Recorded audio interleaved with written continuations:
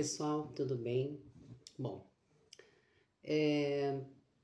vamos falar aqui um pouquinho a respeito de quando um médico não acerta no diagnóstico, né? O que nós devemos fazer? Não é nem questão de acertar ou não no diagnóstico, mas sobre as nossas dúvidas com relação ao diagnóstico. O nosso percalço ele é um bocado comprido, cheio de pedras no caminho, e entre essas pedras têm nomes, né? As dificuldades financeiras, as dificuldades nos atendimentos, seja pelo SUS ou até mesmo particular. Essas pedras têm nomes, né, de pessoas também que nem sempre são comprometidas em estudar com mais afinco, com mais carinho, com mais empatia o que está acontecendo com o nosso familiar. E às vezes, por falta de conhecimento, informações nossas, a gente acaba parando em um e fica nesse um sem procurar outras alternativas ou outras possibilidades, outras pessoas para que possa nos ajudar a entender melhor a esquizofrenia e se de fato, às vezes, o nosso familiar tem esquizofrenia ou um outro diagnóstico. Então, é muito importante que quando você tenha dúvidas, você não fique na opinião daquele profissional. Pegue mais uma ou duas opiniões totalmente distintas.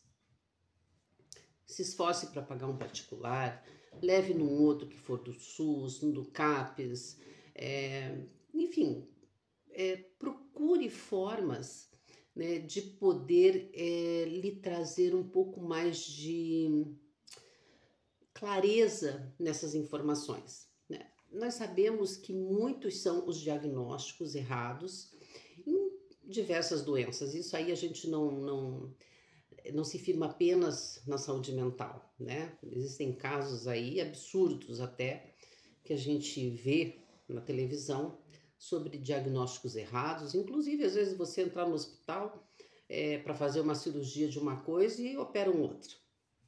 Então, a gente precisa parar, né? A gente ter, assim, tranquilidade no sentido de você não se deixar levar pelo nervosismo, pelo medo, pelo desespero, né? Em querer também a pressa de logo ter um nome, né? Às vezes é mais importante que leve um pouco mais de tempo acompanhando o seu familiar que tem esquizofrenia, para saber se de fato é esquizofrenia ou pode ser um outro transtorno, né? E o importante, o que causou ou o que está causando esse tipo de comportamento? Nós sabemos que nós sofremos diversas influências externas. A pessoa com esquizofrenia ela tem uma sensibilidade assim, muito maior que a nossa, né? Pelo menos é o que a gente acompanha e é o que a gente pressente, né? Nós sabemos às vezes lidar com as nossas emoções, tendo um pouquinho mais de equilíbrio, sabendo conter aquilo que nós sentimos, seja a tristeza, seja uma raiva, né, um momento de querer explodir, a gente consegue conter. A pessoa com esquizofrenia ou às vezes até um outro transtorno não consegue com tanta eficácia, digamos assim, ter esse tipo de comportamento, mas de saber, né, opa, pera lá, até aqui eu permito que isso me afete, a partir disso aqui eu não permito mais.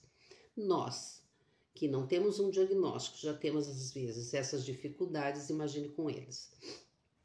Mas é importante que nós tenhamos, né, essa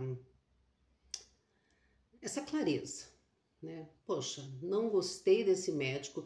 E outra, pessoal, é muito importante que pessoa com esquizofrenia versus o profissional da saúde, seja psicólogo, seja psiquiatra, um terapeuta, um assistente social, é preciso que haja afinidade entre eles, é preciso, porque é um vínculo de muito tempo, né? Então, se de repente o teu familiar falar não gostei, procure um outro que de repente ele se encaixe melhor.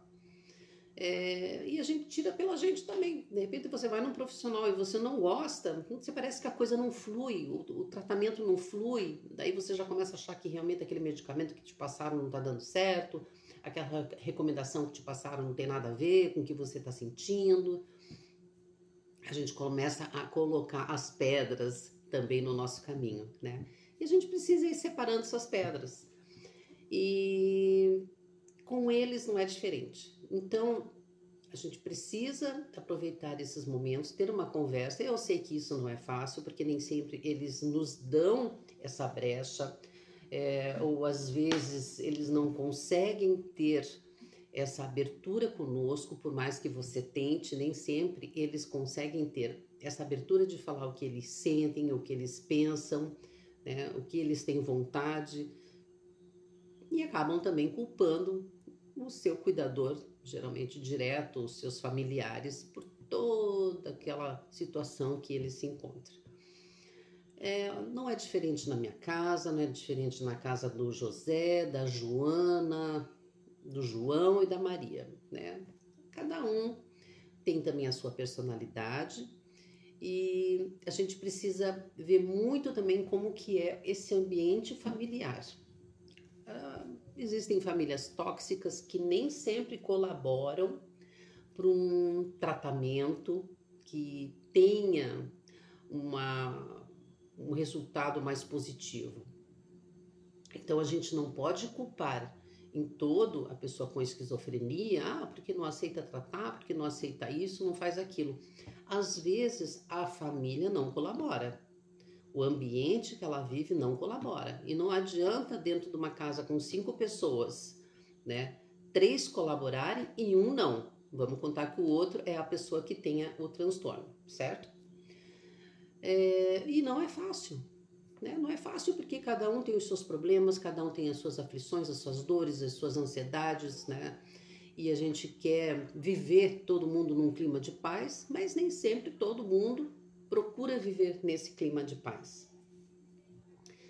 Então, é preciso você procurar um profissional que realmente você sinta confiança nele, que você sinta que ele responda, se não todas as tuas perguntas, mas que ao menos ele te direcione, sabe, para um caminho onde você se sinta mais segura com este profissional, enquanto a partir do seu familiar também, né? É preciso que, se possível, se houver essa possibilidade de uma terapia familiar, que façam juntos para que os outros membros também possam entender melhor o que está acontecendo, por que essa pessoa tem às vezes esse tipo de atitude, por que às vezes fica mais agressivo verbalmente ou fisicamente, ou falas desconexas, enfim, a esquizofrenia é uma doença assim de muitos pontos de interrogação. Então, se você conseguir juntar tudo isso, né, que a família se trate, que o paciente consiga se tratar, que é uma dificuldade tremenda, eu sei disso, mas já é meio caminho andado. Procure estar sempre informado. Procure sempre em fontes, né, que realmente sejam seguras, sejam fiéis a artigos científicos e tudo mais. Não vá por alguns sites aí que dão cura através de suco de limão, como eu já vi, né, que suco de limão cura a esquizofrenia, que é um absurdo. Pessoas que se passam por pessoas com esquizofrenia para vender seus produtos, né? Profissionais que falam que você não deve fazer tal coisa, mas deve fazer o que ele manda, porque ele também quer vender os seus produtos. Então, tudo isso a gente tem que ter um cuidado tremendo. E eu sei que na nossa ânsia de sairmos do olho ali do furacão, a gente acaba, sem querer, às vezes, recorrendo a esses ditos profissionais. Então, muito cuidado aonde você procura as tuas respostas, aonde você procura as tuas informações, para que todos não saiam prejudicados e sim para que todos saiam pelo menos um pouco mais aliviados. É tão bom quando você às vezes tem uma dor e aquilo te incomoda tanto, né, que você fica difícil às vezes você conviver até com essa dor e você chega, vai num médico, vai no outro, ninguém fala nada, ou passa um remedinho, não deu certo, volta aqui que a gente muda, como se fosse tudo muito fácil assim, e como se o dinheiro da gente transbordasse, né, pelos cantos da casa, onde a gente pudesse a cada hora estar voltando no médico, estar trocando de remédio conforme eles querem. Mas é tão bom quando você chega num profissional que chega para você e diz, olha, o nome do que você tem é isso e o tratamento vai ser esse. E de repente você olha e diz, puxa, o que eu sinto tem um nome. E você começa a tratar e você começa a procurar informações, até sobre outras formas também de você melhorar um pouco a tua condição. E aí tudo começa a ficar um pouquinho mais claro, né? Então, a minha fala aqui hoje é sobre isso. Não se sente bem num profissional, muda. Pega 2 opiniões, 3 opiniões, mas também não fica procurando toda hora, 5, 10, 15, porque você vai ficar pulando de galho em galho e você, às vezes, quer ouvir uma coisa que não é aquela que é a realidade, certo? Então, a gente também precisa ter essa consciência de que, às vezes, dói obter um diagnóstico, ter aquele nome, né, que as pessoas levam tão em conta, tão importante. É importante, sim, como eu falei, justamente porque, opa, então tem um nome, eu vou tratar. O que foi que me, né, o que está me levando a ter esses sintomas, o que me levou a ter isso. No caso da esquizofrenia, nós sabemos que são vários os gatilhos, mas isso também é hereditário, é genética. Em algum momento, esse vulcão ia entrar em erupção e ia lava para tudo quanto é lado. E aí a gente precisa começar a tratar, né? Então, como que eu devo proceder diante desse vulcão que está ali adormecido e que a qualquer momento pode entrar em erupção de novo? E é interessante a gente dar nomes assim, fazendo uma analogia com a natureza, né? Assim como a medicina tradicional chinesa, ela sempre estudou, né, o corpo humano, as dores do corpo, né, as doenças através da natureza, sem dissecar um cadáver. É interessante que a gente faça essa analogia. Estou no olho do furacão, é um vulcão em erupção, porque é uma forma da gente procurar entender assim, o alcance para todos. Estou no olho do furacão, tá naquele momento em que a pessoa está agitada, às vezes está diante de uma crise psicótica, né? Aquele momento que está turbulento em casa. A gente também tem as outras nossas situações, né? Com outros filhos, ou com o marido, ou com o trabalho, com a gente mesma, né? E fica difícil conciliar tudo isso e viver zen 24 horas por dia. Não, não é você viver zen, mas é você procurar entender, né, o que está acontecendo e procurar alternativas para que você consiga sair do olho do furacão ou não entrar nele, né? E o que eu tenho a falar é isso. Eu vou contar uma experiência que eu já devo ter falado outras vezes, mas em umas não, acho que foi na última ou na penúltima ida minha com meu filho ao psiquiatra, depois disso que ele abandonou o tratamento, eu perguntei ao médico, o médico que o acompanhava já há 14 anos, e eu falei para ele, doutor, vamos tirar este medicamento e fazer um teste para que ele fique apenas com um? A gente é mãe, a gente acompanha diariamente, são 14 anos, né, acompanhando meu filho, não 14 dias, nem 14 semanas, 14 anos, então é muito tempo. Você sabe, você acompanha, você consegue ver que aquele medicamento não está fazendo bem, mas com aquele outro ali ele melhora, né? Você sabe o que pode mexer com o emocional do teu familiar com esquizofrenia, você sabe o que pode mexer, sabe, tirando ele um pouquinho ali do equilíbrio dele, né? Às vezes algumas provocações até de outros membros da família, ou coisas que a gente fala não com o intuito de provocar uma reação adversa neles, mas que eles acabam por entender dessa forma. Então, a gente conhece melhor o filho do que ninguém, ou melhor, o seu familiar do que ninguém, se você é cuidador direto há muitos anos. E eu cheguei para o médico e falei, vamos tirar esse medicamento, vamos fazer um teste, né? Porque eu não vi, assim, diferença com aquele medicamento ou sem medicamento. Ele falou, não vamos tirar. E eu acho que eu fiz uma coisa até errada, talvez, que eu fiz esse comentário na frente do meu filho. E eu acho que se ele tivesse tirado esse medicamento, isso seria uma forma de mostrar a ele, ao meu filho, que nós poderíamos tentar, né, através ou diminuir a dose, ou tirar aquele medicamento e fazer um acordo. Olha, vamos fazer um teste, né? Não é tirar o antipsicótico, tá? Era um estabilizador de humor.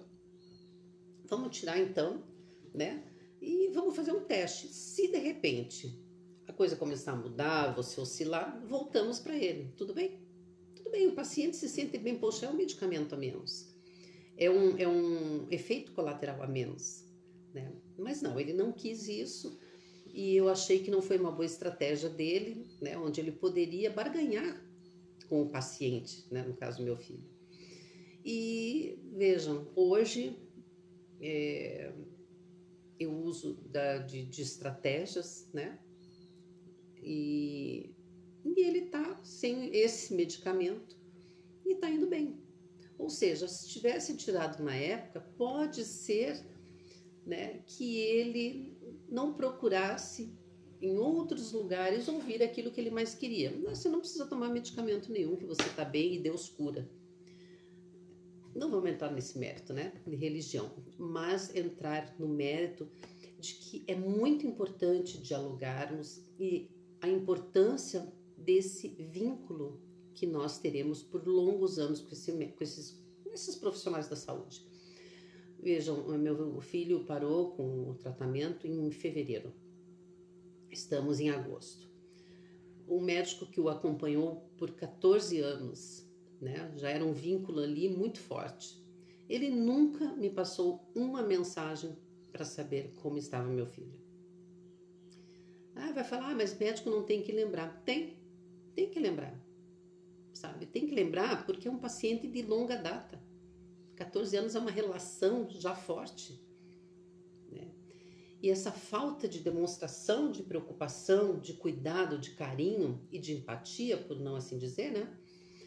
Isso é importante não apenas para o paciente, mas principalmente para nós cuidadores. A gente precisa disso. A gente precisa se sentir segura naquela pessoa que está tratando o nosso familiar. É nas mãos dessa pessoa que a vida nosso familiar está, né? É como você entregar o teu familiar para um médico que vai fazer uma cirurgia. O bisturi está na mão dele. A vida do teu familiar está nas mãos dele, lógico, dentro das possibilidades, dentro daquilo que é da competência dele. Naquilo que é de Deus é outra coisa, né? Então, eu vim aqui porque eu vejo que muitas famílias, né, passam por essa situação de querer, né, ter logo o diagnóstico e às vezes é importante dar um pouquinho mais de tempo. Não deu certo, não gostou do médico, não gostou daquele profissional de saúde, muda. Vai para um que pelo menos te responda, que pelo menos te explique, que pelo menos te fale, olha, vamos sentar aqui e vamos conversar. Esquizofrenia é isso, os sintomas são estes, né? Os caminhos são esses, para que você possa, né, encontrar uma melhora, um equilíbrio. E você deve também fazer isso. O psiquiatra vai tratar da parte dele, o psicólogo vai tratar da parte do psicólogo. A gente também não pode querer que médico, psiquiatra seja o psicólogo do nosso familiar, nem o nosso, né? Mas que pelo menos seja aquele profissional que quando você entrar no consultório ele perca alguns minutos do tempo dele, né?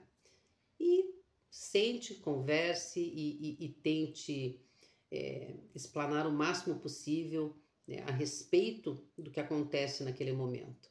E se for a tua primeira consulta, se você está aqui hoje ouvindo esse vídeo, ainda está com desconfiança com o teu familiar, tem esquizofrenia, porque você ouve falar sobre muitas coisas, mas ainda você não o levou no médico, não saia nunca com dúvidas do consultório. Pergunte. Não precisa ficar sentado 1 hora lá. Mas às vezes 15 minutos que você fique no consultório, 15 minutos bem utilizados, sabe, saem com resultados bem melhores do que às vezes você ficar sentado 1 hora num consultório médico e sair da mesma forma que você entrou, tá? Então a gente também tem essa responsabilidade, né, de sentar e perguntar. Não saia com dúvidas. Está fazendo 14 anos o tratamento, ainda assim tem dúvidas? Continua perguntando. A vida da gente é dúvidas, todo dia tem uma dúvida, todo dia aparece uma coisa diferente. E se não aparece todo dia, de repente, olha, teu familiar pode estar em tratamento, está tudo bem, você ter passado por N situações que a esquizofrenia nos traz, mas depois de um tempo que eles estão estabilizados, que você cai ali naquela zona de conforto novamente, né? E de repente aparece alguma situação que faz o teu familiar entrar no desequilíbrio, é como se você voltasse no tempo, lá no início, e começasse do zero. Ou seja, te pega de calças curtas e você não sabe o que fazer.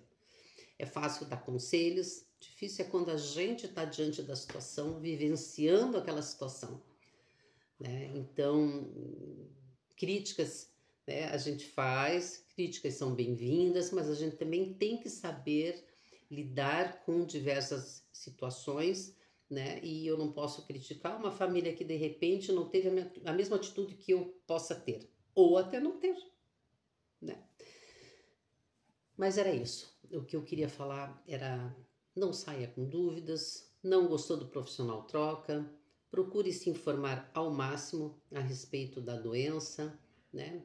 E nos acompanhe na AME, para que você possa sempre estar a par de alguma coisa, que você pelo menos possa ver aqui os vídeos que a gente tem, que eu tenho certeza que vão ser esclarecedores, que você vai se ver numa mesma situação em que eu já me vi, talvez que eu me veja, né? Mas nunca se sinta só. A gente sabe que quando a gente recebe o diagnóstico da esquizofrenia, parece que somos assim, é o lobo solitário, né? Só existe a minha vida na face da terra, é só o meu familiar que tem essa doença. E não é assim, né? E para isso a gente precisa de grupos de apoio, porque nós familiares adoecemos também, pessoal. Nós não somos eternos, nossa saúde também fica fragilizada e a gente precisa cuidar do físico, do espiritual e do mental. E quando a gente também se abandona, a coisa piora, tá bom? Espero ter ajudado aqui no vídeo. Se inscreve aqui no canal, que sempre que tiver um novo vídeo você vai receber o aviso. Até a próxima!